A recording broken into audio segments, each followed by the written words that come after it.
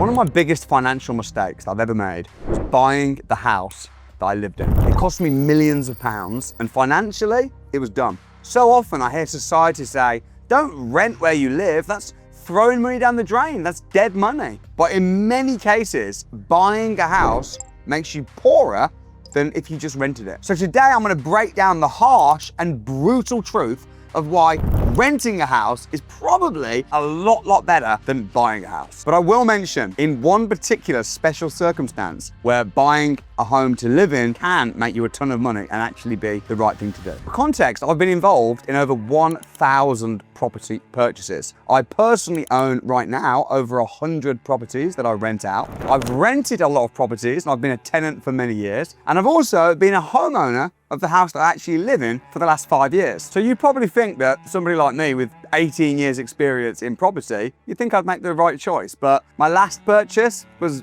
not a good choice at all and actually cost me a lot of money and also a lot of time and hassle. When I started out investing in property in 2009, I knew that the obvious thing to do was to buy cheap houses to turn them into high yield cash flow assets like houses of multiple occupancy, like short stay lets. And then the rental income that I'm making from the properties, use that to rent my own home. That made sense. And as I started speaking to investors and wealthy people like Grant Cardone, who mentored me for a while, he said, don't ever buy a house to live in. So that made sense, and that philosophy made me rich. But here was the problem. When I got rich, I thought, well, the rules are different now. I'm now wealthy. Now, it makes sense to buy a home to live in. Now, I've got millions of pounds in the bank. I want security. I want to be able to settle down. I want to be able to make it my own. And I've got 3 children now. It just makes sense to buy. Now, at the time I was living in a beautiful £3 million house in Beaconsfield, Buckinghamshire, which I was renting. And I got a little bit emotional about the house. I didn't want the landlord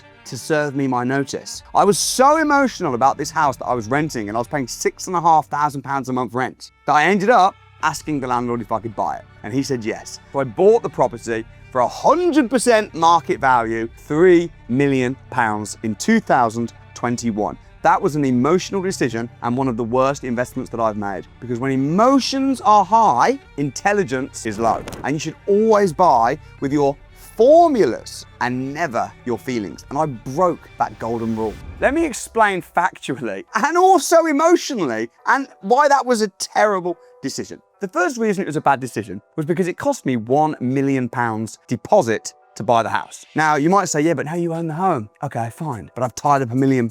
I could have used that £1 million to buy 10 homes and rented them out as HMOs. But now, I own my own home. But let's look at the maths. Not only have I tied up £1 million, but also I've now got a £2 million mortgage. The interest alone was 6666. You know there's a problem when your mortgage payments end in 666. It was a trap of the devil buying that house. So let me get this right. So now I'm paying a little bit more every month on interest. Now people say, oh, rent's dead money. Is interest payments dead money? Well, it is when the house is not making you any money. So if I buy a HMO for £100,000 and the mortgage payments are £300 a month, but my rent is £1,000, then the interest payments aren't dead money, because overall that's making me money. But my mortgage on my £3 million house, 6,666, is that dead money? Well, if you say rent's dead money, so's interest payments. So I'm no better off every month, other than the fact that I've spent £1 million that I've tied up in this house.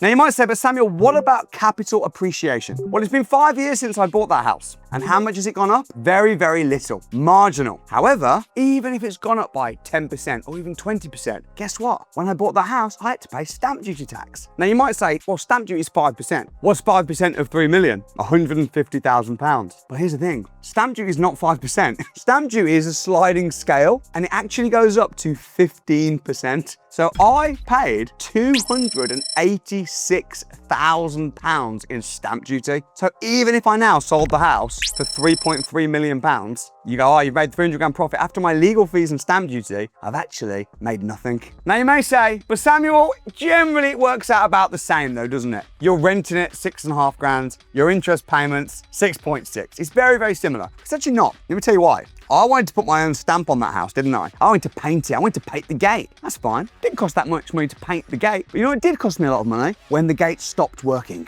When the gate stopped working, who had to fix it? Me. How much did it cost? £14,000. Now you might say, Samuel, that's so expensive. Why did you spend that much money on a gate? But when you've got a nice big house, that's just how much things cost. When things went wrong, I had to fix it. Whereas, and I was thinking, man, I wish I was just a tenant and could contact the landlord and say, oh, the gate's broke, and the landlord would fix it. Wouldn't that be so much better? Wouldn't my life, the quality of my life, be so much better? Wouldn't my stress be so much lower? I don't mind fixing maintenance problems when I've got HMO properties that are making me a ton of money and I've got systems and managers, but now I'm finding I'm having to get my management companies involved in looking after my house. This has actually become a liability. So the figures are undeniable that financially it didn't make sense to buy that house over half a decade period, for sure. But you might say, but it's nice because you own it, you live there, you've got security. Well, here's why that's not true. Because as an entrepreneur, as a business person, you know what you like to do a lot? Number one, you like to level up. I like to level up. I mean, I bought that house 5 years ago. At the time, I thought it was a mansion. I was like, wow, this is beautiful. What an amazing house. Now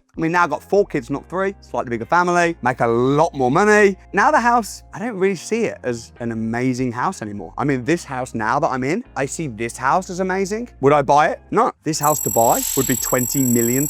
And I've learned the hard way. I'm not gonna sink £20 million into this house. Why not? Because I can rent it for £500,000 a year. And now guess what? People are telling me again, Samuel, you're mad. Why are you spending £500,000 on rent? That's dead money. And I'm thinking, you just don't understand. The mortgage payments would be more and the opportunity loss. You might say, well, what if you bought it cash? Then you haven't got a mortgage. But then I've tied up £20 million, which I could have invested in hotels, in HMOs, in serviced accommodation properties. In fact, I rent this property that I'm in right now, but I can see just over there around the corner on the beach, I bought a property and I bought it not to live in it. In fact, a lot of people say, oh, are your friends and family going to stay there? No, I bought it to rent it out. And the rent that I make off that property helps contribute towards the rent where I live. My houses that I have bought as investments, they cover my lifestyle. My lifestyle is rented, which gives me flexibility. It means I can move. It means I can upscale. And people say, but Samuel, don't you want security? Do you know what I value more than security? Freedom. Freedom to move, freedom to go, freedom to dream bigger, freedom to level up my lifestyle. You know how many people say no to good opportunities to come along? Because they're like, oh, but what about the house? Buying a house is almost like buying a dog. Sorry, dog owners, but why would you buy a dog and now it's can't go on holiday, can't do this, can't. I want to be free. That's why I pulled my kids out of school. I don't want my kids in school where I can't take them around the world. If I want to jump on a plane and go on a business trip and I want to take my family with me, or I have to answer to a teacher, I value freedom. I am a sovereign individual. This is why I got into business. This is why I got into property, to give me financial freedom. Not so I'm stuck in one place, in one country, in a rock. Now, this is true for me, but it's also true for you. Because I don't know exactly how much you're earning, but let's say you're the average person and you're making a few £1,000s in a job and you're married and you're looking to potentially buy a house that's worth £350,000. I would say stop, do not buy it. Here's why. Because you're going to need a deposit. Now, your deposit is probably going to be around 20%, which is a £60,000 deposit. Now, that's not even taking into account legal fees or stamp duty. That £60,000 deposit could buy you instead 2 small HMOs in the north of England that gave you £1,000 per month each. And leave your job. If you're an average person, that's gonna, even if you save £1,000 a month, that's 5 years of savings. And what's gonna happen in 5 years? Property prices are gonna have gone up. And that is why when people tell you on YouTube, finance gurus tell you, save up and buy a house, it doesn't make sense because you're now in a job and you're saving. Meanwhile, inflation is shrinking your money. The government is printing. And by the time you finally got that £60,000, house prices have gone up and you are on a never-ending hamster wheel of saving in a job, hoping to get a promotion. And then before you know it, you're 67 years old. And even if you did buy that house, your life sucked. Now, I did say there's a caveat, and sometimes it makes sense to buy a house to live in. And that is when you are buying a house with the sole intention of making money on that house. For example, one of my students and very close friends, Noah Briley, he found a property in London, in Notting Hill, and it was a 1-bedroom apartment. The value of it, according to all the others in the street, would be about £525,000, which is reasonable. However, this property was a 1-bed with the potential to be reconfigured into a 2-bed. The lease was short and it was run down. So he managed to negotiate to buy it for just £320,000, knowing that for only about £60,000, £70,000, including stamp duty, because he's a first-time buyer, he knew that he could refurbish it, extend the lease. He looked at this as an investment and then decided, maybe I should actually live there. Why? Because he's now living there, which means that when he's increased the value, if he then sells, he'll be exempt from capital gains tax. Why? Because it was his home residence.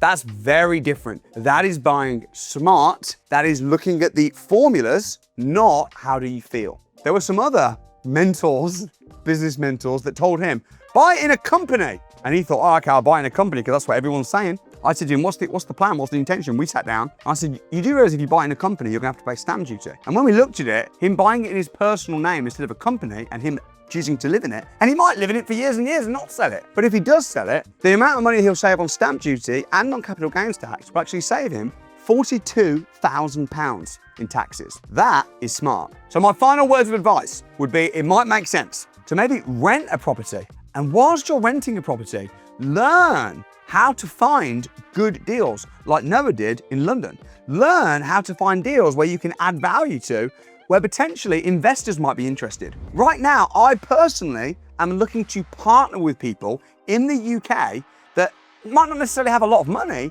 but they are coachable and can follow a step-by-step process. So if you're not afraid to work a bit hard, get your hands dirty and follow a step-by-step process, I personally might be interested in partnering with you and getting to know you and doing deals. It might be that you find deals and we can package them together and sell them using my brand. It might be that I can invest in your deal and we can split the profits. If that sounds like something that you'd be interested in exploring, I'm gonna be running a completely free, no obligation, online training, workshop, webinar, where I'm gonna explain the opportunities. And guess what? It's completely free.